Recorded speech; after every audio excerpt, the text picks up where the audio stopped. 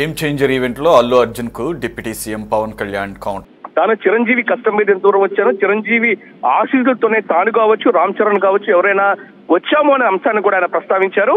ఇంకా దాంతో పాటు తాము ఏ హీరోకు సంబంధించిన సినిమా అయినా సరే చూస్తాము, అందరూ హీరోలకు సినిమాకి సంబంధించి అందరి ఆడాల్సిన ఉంటుంది.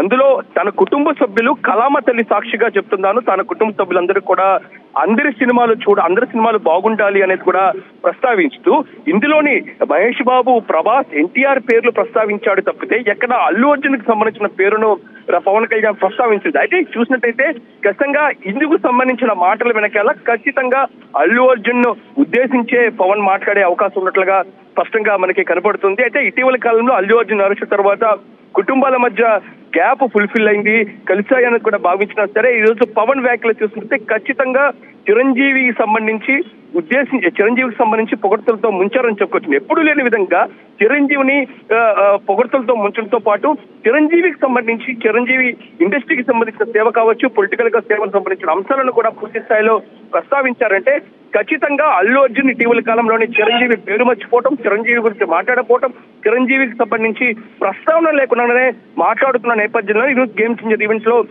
ఈ ప్రస్తావన చేస్తారనేది మాత్రం ప్రధానంగా వినిపిస్తున్నమాట. అంటే ఓవరాల్ చూసినట్టయితే గేమ్ చేంజర్ సంబంధించి పవన్ కళ్యాణ్ ప్రసంగంలో పూర్తి స్థాయిలో చాలా కీలకమైన అంశాలు ఉన్నాయి. పొలిటికల్ గా కావచ్చు, ఇటు టాలీవుడ్ లో కావచ్చు, రామ్ చరణ్ ని పొగడ్తలతో మంచడం, మెగాస్టార్ చిరంజీవి గురించి భారీగా మాట్లాడతాం, దాంతో పాటు మూలాలకు సంబంధించి కీలక వ్యాఖ్యలు చేసిన నేపథ్యంలో ఓవరాల్ గా చూసినట్టయితే ఈ రోజు ప్రసంగం తొలుతలోనే చూసినట్టయితే అల్లు అర్జున్ కౌంటర్ గానే పవన్ మాట్లాడే అవకాశం ఉన్నట్లుగా ప్రస్తుతం టాలీవుడ్ లో ఒక చర్చ మాత్రం జరుగుతుంది. రైట్, ఓకే, థ్యాంక్ యూ గాలి.